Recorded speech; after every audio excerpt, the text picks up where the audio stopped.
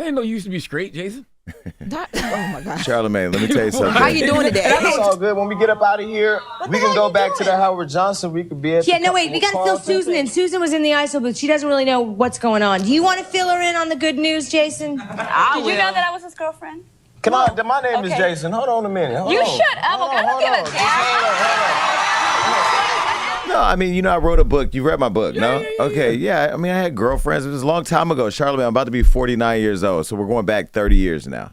But the last time I had a girlfriend was But what, 30 I don't years ago? remember in the book like you ever like talking like that was a real phase of your life. Yeah, there's a whole chapter about my first boyfriend where I talked about him being with his girl, me being with my girl, and then us meeting and then, becoming a thing. The first night we messed around was on, I think it's the night of the Ricky Lake show. Get to it. Ooh, yes. Talk about that. This how you know. By the way, this is how you know your profile continues to grow when they start digging up stuff like this. I don't know if it's because I'm elected or because somebody just bored, but it's funny because I saw this message on Facebook. One post that said, Jason Lee on Ricky Lake ? And I go, oh, okay, somebody may have heard it. Then I saw 2 comments on Instagram. Then I started getting the text. Then I saw the clip. I said, okay, here we go. So, yeah, they put it out. But the beauty of it is when somebody puts something like that out, you can be like, I already told y'all this, man. Yeah, I think I may have talked about being on the Ricky Lake show on the thing. But here's the deal. What? Here's the deal. I think now that it's surfaced, I put a picture of Ricky Lake up on my Instagram last night with the song from Hello from Cardi, because I think now I'm ready to start acting. Like you saw me in there, I was giving trade. I had 3 girls or whatever. Listen, But you're giving. I was gonna say you were so straight, but it was. But every now and then we was like, hold on. I was like, okay, that's the Jason I hear today. But it was certain points where I'm like, wow, like. What? Your trade was like I could have pulled you at the time, is what you're saying. Handsome, giving. Your trade was a little different because I be around. It was giving. Yeah, when I went to Delaware once, where you're from, I saw a lot of trade from the car all the way down to the party I went to. So I might go back to Delaware at some point. It's a lot of trade over there. Here's the deal. Like, yeah, I will say, like, the interesting part is my first boyfriend that I talk about in my book was on the show with me as my best friend. So yeah, we left that show and went and got it in at the hotel. Wow. Damn. Yeah.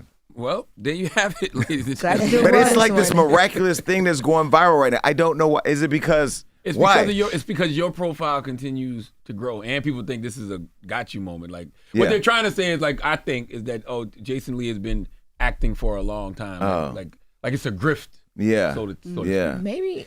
Yeah, but maybe, I don't know. I mean, look, at the time I did see like the audio sounds like a little slow, like it sounds a little chopped and screwed. I don't know if they put a Louisiana accent on, I don't know. That's who I was at 19. This is who I am now. And somewhere in between there, I had a girl and a guy, maybe both at the same time. I don't know. I'm an evolution of everything. Yeah, but that clip is going viral. And at 19, you're just trying to figure things out. You don't know. I was figuring it all out too.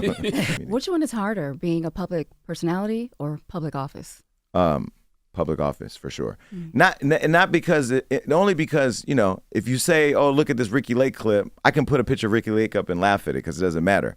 But I know that kids are watching me. Like when I go to speak at schools, like these kids are excited to see me. They're like, yo, this guy, we've watched him on The Baddies. I'd be like, why are you watching The Baddies? Or they say, oh, how is this person? Or I saw you on The Breakfast Club. Like they're inspired by what I'm doing, and that means a lot to me.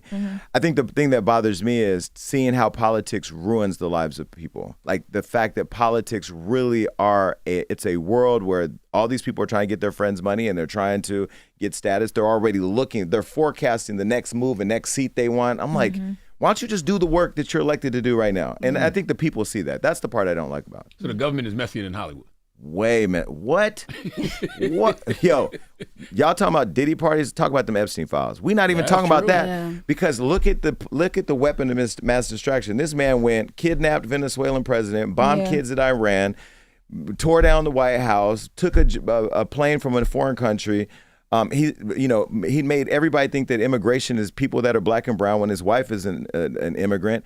And like we're not even talking about the fact that the Epstein files are still out there, but that's how politics work. It's a nasty game. You know what I appreciate with you too is I think even through those moments where things are tense, like when the Wild 'N Out stuff was happening, you are very vulnerable and you talk us through it. so we're learning in real time about how a lot of these things work, right? With money trickling into different organizations, lack thereof, whatever. A lot of people don't have those conversations because when the headlines hit, they back away from it. And they're like, oh my God, my career. Well, most of these people don't have their own platform too. Yeah. So, Stockton, it's a news desert where, I have in my whole universe 9 million followers and have relationships with people who have followers. And, when the Wild 'N Out thing was cleared up, to Charlamagne's point, when you all talked about it here, and thank you for clearing it up, because it was important that my friends share it, because my friends that know me, just share the truth. But when Charlamagne said the truth is not as loud as the lie. And nobody cares about the truth when the lie is more entertaining. They don't care. And that's really sad. And I will say that, like, going back to that whole thing, they denied the $1 million program, so I ran.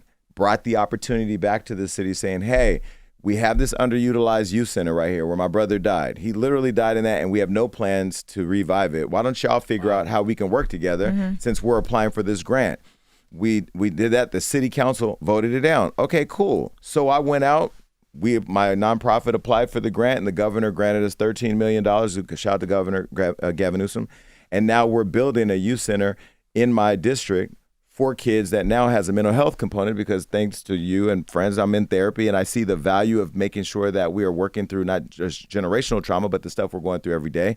And so now there's like a 20-bed respite part to this. So when kids are in crisis, they also have a place to stay while they go through their daily programming. So I see them trying to build a negative narrative. I was about to say, that's the $58 million conversation. So now there's this. So now this Democrat vice mayor is getting $58 million from the council that he sits in. It's all lies. But thank God I'm working with Meta. I emailed Adam.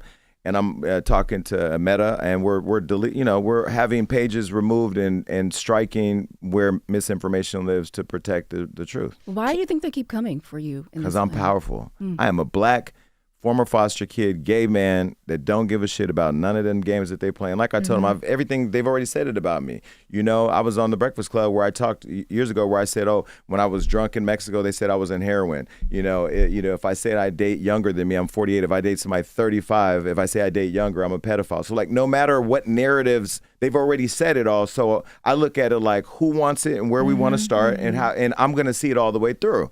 And I think that, the 58 million thing, I think right now, one of the county supervisors, I said to him, why haven't you guys given me public credit for the $158 million that I brought to the county? Why haven't you mentioned it? And he said, I'll be honest with you, you're getting too politically powerful and you're scaring people. I'm like, really?